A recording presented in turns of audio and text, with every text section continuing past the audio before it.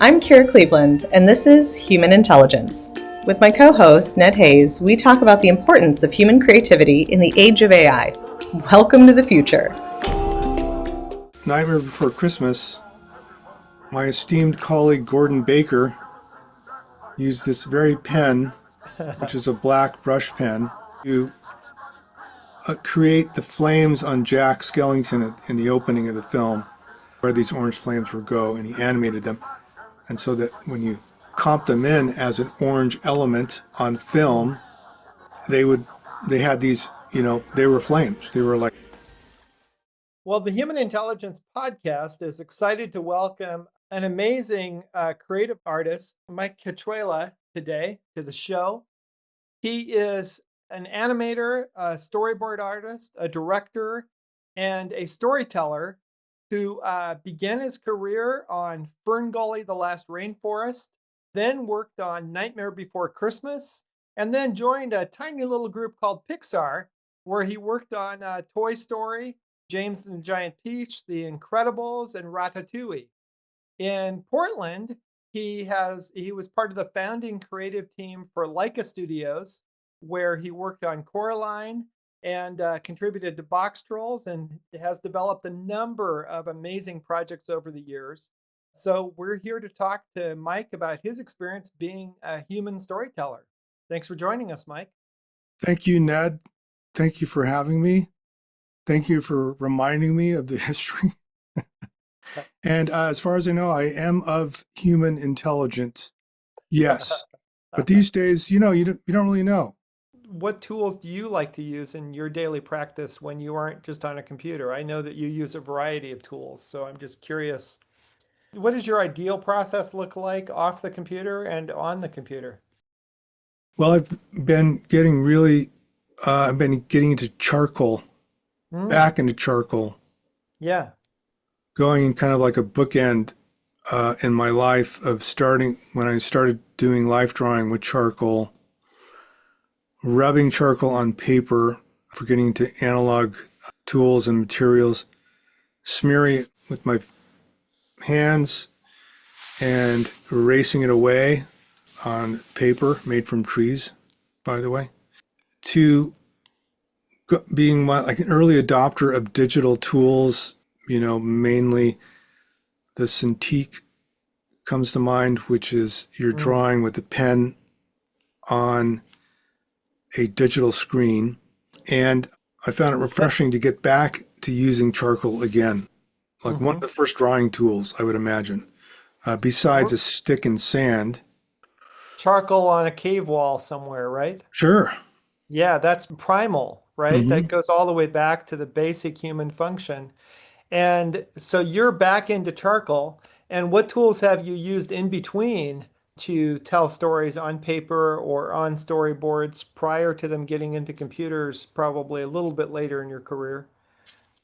Well, you mean the actual like pencils and brushes and things like that, or? Yeah. I'm just curious, like, do you have a whole wall or desk full of pencils and brushes, or? Well, coincidentally, I have a whole drawer full of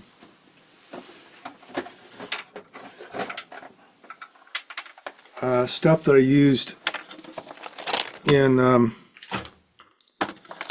not replaced, and I've somehow not had the heart to throw out for 20, 30 years. Oh, so you use these pencils, these pens, these pieces on some of these amazing movies, huh? Correct. Yeah. Yeah. And those exact fingers are the same ones that created those works. Yeah. As far as we know. See this Tombow pen here? Yeah. So if we're talking about Nightmare Before Christmas, my esteemed colleague Gordon Baker used this very pen, which is a black brush pen, to create the flames on Jack Skellington in the opening of the film. So he drew it on white paper as black, and then they used a bipack process on film to turn that black drawing orange to make and Gordon drew over Jack Skellington printouts of him, black and white printouts of where these orange flames would go, and he animated them. And so that when you comped them in as an orange element on film, they had these, they were flames. They were like, so. That's amazing. What a great story, Mike. So this China marker was we used for rough drawings on a certain era of doing storyboards, before they went digital. Yeah. And this is what you used because the surface that you drew with was not refined. So you would do your drawings, your rough draft drawings, or your, as we were talking about, your crap draft writing with a tool that doesn't allow you to get refined, doesn't have a sharp point. So you just do rough drawings. And so you do those kinds of rough drawings for movies like The Incredibles or like Ratatouille. Yeah, or it's mostly the idea of it. I know it's the mental exercise. So as I advanced, I would use whatever tool I had and eventually became digital to just keep things super rough, not worry about the final sequence or the final drawing or everything. It's just a rough drawing to kind of get feedback. And so throw the question back at you, Ned, when you had your 300 million word document. Yeah. How did you edit it down? Where did you get feedback from? Well, I had various friends so gracefully read early drafts and tell me this isn't working. And once I started thinking about why isn't it working for them, stepping into the shoes of a person seeing the story for the first time, I realized there were things that were unexplained or things that I had taken for granted, or also extraneous things that were boring, things that were not really communicating the power of the story as I saw it in my head. So once I realized what was extraneous and what was actually the main thread of the story, then you're able to strip away a lot, right? Is that true for you too? I mean, a storyboard is like, to some extent, like a giant comic book, but really rough. Is that a fair description, Mike? Yeah, yes, absolutely. Yeah, and absolutely. And that's not just one. It's not just one pass at it too. It's like takes. You do the rough, and then you get the feedback from your friends or whatever, your colleagues, and then you go back in, and then you just kind of like gradually, hopefully, raking all that stuff out that's extraneous. Yeah, so all of that stuff you rake out, you refine it, and you and I have both done this on projects. I'm doing it solo as a person trying to work on a novel. You're doing it with the team, where people are saying, I think this beat works, I think this character works, I don't think this other character works, right? You're having those kinds of conversations, right? Yeah. And then it's you're kind of schizophrenic in a way, because you're taking ownership, like as if you're getting a sequence in a movie, you're taking ownership as this is your novel that you're recreating right now, and then making it as good as you can, and then submitting it. It's coming back. It's rejected. It needs tweaking. You could go back in. And I found it interesting. So my mentor, Joe Rampt, he would occasionally, like after you've done a sequence in a movie 3 times, and you're 3 or 4 times, maybe even more, you're sick of it, and he would take it away from you and say, okay, I'm going to give this to someone else. Don't be offended.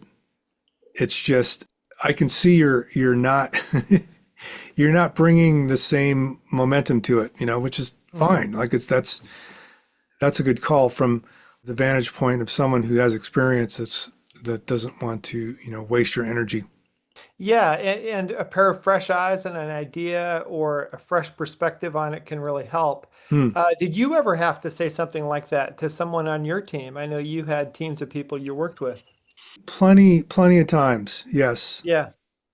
Plenty of times. And the ones that stick out in my mind the most are, unfortunately, the ones where someone is literally killing themselves and causing bodily harm to rework a sequence with, repetitive stress. Mm-hmm. And Right, because you can actually injure your hands. You can do things to yourself because you're working too hard at it, right? correct. Yeah. Yeah. So, yeah, so you've seen people in dire straits and you've been able to help them step back a bit, get the story in the right place.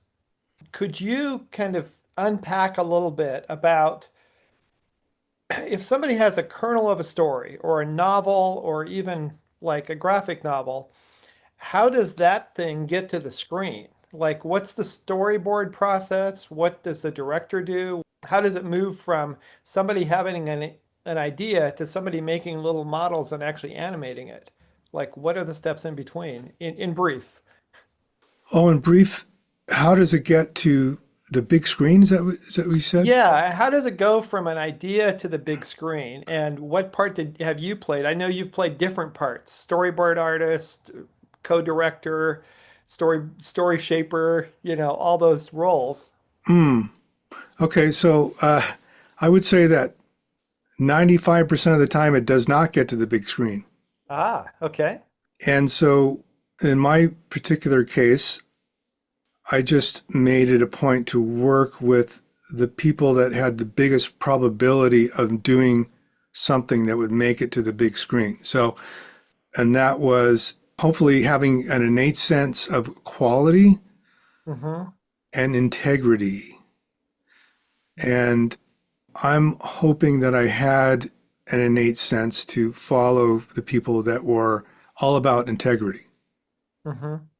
and not just getting, I guess integrity with story and not just getting to the big screen, with some kind of product, but more, why am I wanting to get to the big screen with what I'm developing?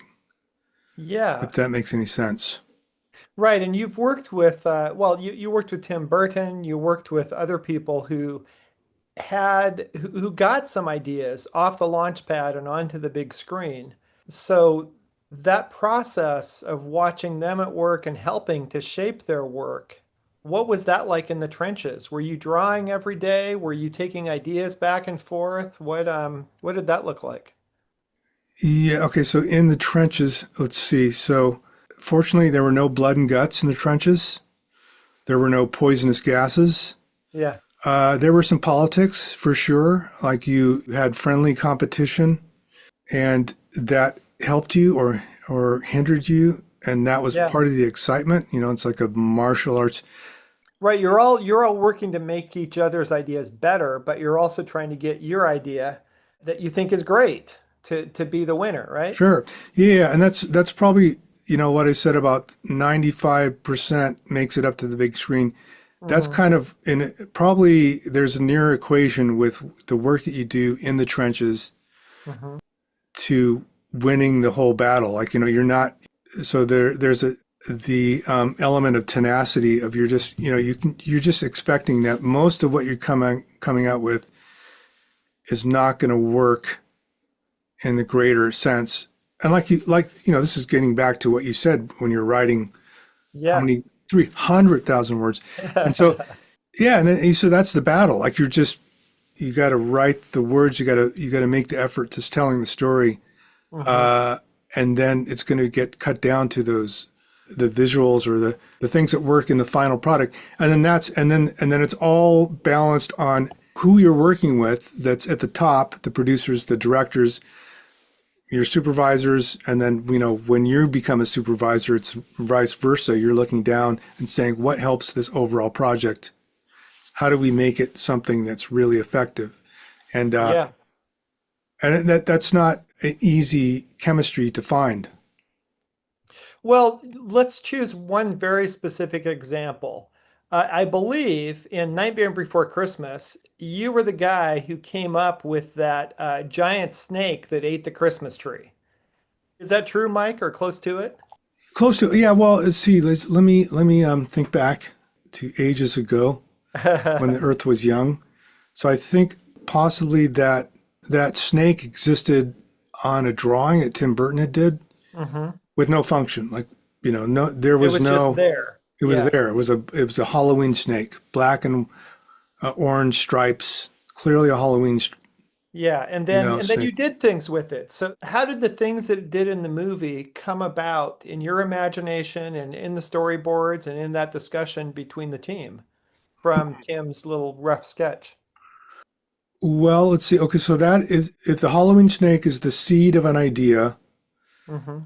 then you take that seed and if you're working in the field of your story, let's say, and you have the seed, you have the snake seed.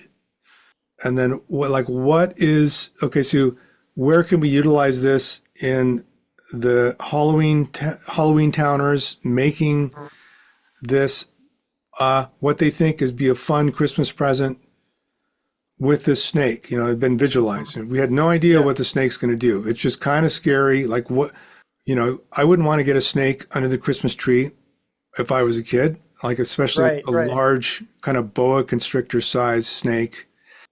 And so, I really can't remember what the whole combination, I think it was, if you want to get granular with it, it was coming up with transitions between Mm-hmm. the Halloweeners making presents and then transitioning, in a filmic sense, in a montage, the presents being delivered in the real world. And so one of the elements was that snake. Hey, there's a Tim Burton snake. What can we do with it? Snakes, they devour things. So I think I had one of the Halloweeners like stuffing presents into the snake, Mm-hmm. like a stocking. Okay. And then we were brainstorming. Like I said, this is granular. So we were Yeah. brainstorming transitions of how this snake of a Halloweener stuffing presents into the snake, almost like a sock, because Mm-hmm. it kind of looks like a sock hung on your chimney, to the real world when Jack delivers the snake and it wraps around the the Christmas tree at the bottom. So Yeah, yeah. I would imagine that I had, the worst case scenarios is that there's kids being devoured by this snake, this Halloween snake. Yeah, that would be a worst case scenario, that's Yeah. for sure. And so that's part of the brainstorming. Like, would that be funny, or would that be Yeah. or too far? And then how complicated could the parents come rescue the kid out of the snake? No, that's still too terrifying. And so probably it was Henry, the director, Henry Selick, looking at, in this creative process of how the snake's going to work. He said, hey, why not have the snake eating presents? And in that Mm-hmm. discussion, it came like, okay, so he eats the snake, eats the presents, not the kids, he eats the tree, Mm. which is kind of Yeah, and then just, I think you actually showed me, or I saw you actually drew the snake devouring the tree yeah, at yeah. some point. Yeah. Somebody had to It, do it. right. It's such an iconic moment though. And as you pointed out, it's a discussion. It's a let's refine these ideas, right? Yeah, And then you also worked with Henry on Coraline, right? At Leica?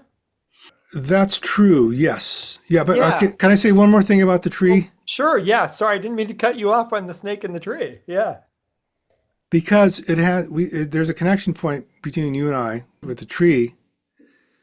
I always felt bad that you cut down a tree as a sacrifice for Christmas as a kid. I tried to understand that. I just didn't, I just wasn't Mhm. quite like realizing, why are we killing this beautiful thing Mhm. for a holiday? And I think there is some subconscious level to that, the snake eating the tree, the sacrifice. If you want to get into some like weird Right. And the theology reason stuff. you mentioned that in connection to me is that I wrote a best-selling book called The Eagle Tree, which is all about trees. Yes. And trees are close to my heart. So, yeah, it's fascinating to know how these things resonate and we make connections to other people through the stories we tell, right? Hmm. Yeah. So thank you for that, Mike. So yeah, you also worked with Henry on Coraline. Did you work with him on other productions as well? Hmm. So tell us about some of those. Well, the one that's pretty much in our backyard was Wendell and Wild, Oh, okay. which is a stop motion project that was made out between here and Happy Valley, like just Mm. right after 24. So yeah, so that's the one of the projects that was kind of utilized everything that's been done before on films like Nightmare Before Christmas, James and Giant Peach, and at Leica to kind of advance the technology Yeah. um, and make something like Wendell and Wild. Yeah. Well, what's interesting is that you've mentioned various technologies, and they're all in the service of getting the story kind of out of someone's head and into a place where it can be communicated to other people, right? Hmm. What does it mean to be human and be influenced or not by your surroundings? Yeah. Speaking of the kids today. So, Mike, when you were working early in your career Hmm. on, these early films like Coraline, or even before that, when you worked at PIXAR and when you worked on The Incredibles, you weren't using any AI because those things didn't exist then. So, what was your experience like? Can you kind of take us behind the scenes? What is it like to create a film like that? How long does it take? Who works on it? What was your role? Just because most people who are listening to this podcast don't know what that's like. I know we don't have 4 hours, but if you could cover that briefly, that would be of great interest. Okay. So the two things that come to mind are okay. So there's a human network of storytelling, Hmm. which you are have to tap into. You have to tap into what's worked before, what doesn't work, Hmm. and you have to throw paint on the canvas to tell a story and see if it sticks.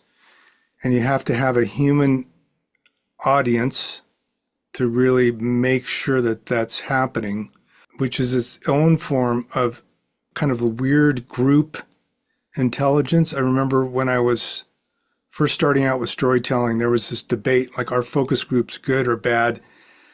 And is that a bad thing that like they do, like mainstream studios do focus groups so they can make sure that their content is going to cover a broad, it's going to be pleasing to the general public. Hmm. And I remember that conundrum sticking with me, and it's always been there. You need the feedback, and so do you reject the feedback or do you embrace it? And do you take your idea that you're working with and factor that in? And so that is a form of organic artificial intelligence. And I really can't. I could probably diagram it out and bring it Yeah, back to you. Okay. Okay. but So you're taking feedback from people, but those people are human beings with opinions, right? are they? How many have been raised on television Hmm. by networks by this kind of delivery system Hmm. that is aggregated by numbers, Hmm. even before that could be done by computers, and profits and all that stuff. And But so it's the Nielsen ratings that have shaped our generation of storytelling. That's kind of what you're saying. yeah, yeah. Well, you have to kind of take that into account if you want to be successful with your Hmm. storytelling. If you want to know that what your audience is, well, like who you're writing for, and what I've been told from my most high mentors is that it's just balance of like you're not writing for yourself, you're writing to this group intelligence.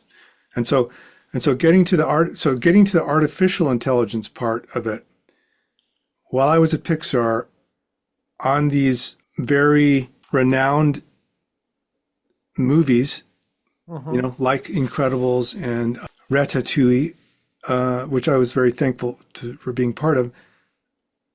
In that same process, there was also these young guys that were coming to the studio and going, "We're developing this a technology called Alien Brain. Mm. And it will keep track of the versions of what you're working on, your story versions. It will keep track of them. You can check them out. You can work them on them. You can check them back into this system called Alien Brain to help you manage what you're doing with your story work. And so I thought, wow, okay, that's helpful. Because you don't want to write over what you produced before. That doesn't help anyone, doesn't help the process. And you want to keep track of it, keep track of your progress. So you're not retreading, or you're having to retread the same information, the same story information, same visual information. I thought, okay, wow, what a amazing kind of like conjunctions happening with information and with the creative endeavors. Yeah. Now, you took a little break and then you worked on some other projects, and you were able to work with like projects that are close to your heart. Like you worked with Julia Butterfly Hill, I think, recently. Yep. So I'm curious about when it's a passion project like that. Do you bring a different energy, or is it the same Mike that we get if you show up for a passion project like that? I really couldn't tell you, but I am You're honored still you. to know Julia, and will be working with her forever. Fantastic. Anything else that we should know about you, Mike, and about the work that you do and the work that you've done in the past? Well, yeah, I don't know. I mean, maybe coming back to the question that most people ask when they're talking about these things like movies and storytelling is like, how do I get into the business? And that is just keep trying and writing and drawing and making short films, and keep doing it and learning from it. And it's hard, but hopefully if you stick with it, you'll have something to show, in the end. Yeah. Well, thank you for showing us some of the backstage of what the work takes. And I know on your website too, you have some clips that show the early thinking that ended up like on the screen. And so I think we'll show some of those clips to viewers of this video as well, so they can see how the work is translated into the big screen in the end. That's fine by me. Okay. Yeah, I think it's all good if it's for a good purpose. Yeah. Thank you so much, Mike. Pleasure to talk to you. Thanks for espousing the value of still being a human creative in the world, and looking forward to talking with you again. Thank you. Cheers, Ned. You can find out more about any of these news items and hear the complete interview on the extended premium version of our podcast at humanintelligence.news. Today's episode was produced by Ned Hayes and engineered by Muhammad Adnan. Our analog-only human-themed music was created for the Human Intelligence podcast by Josh Pinkston of Nature and Spirit. This episode, and every episode, is brought to you by the Human Intelligence Institute team. Thanks for listening to today's episode. As always, this episode is available online at humanintelligence.news.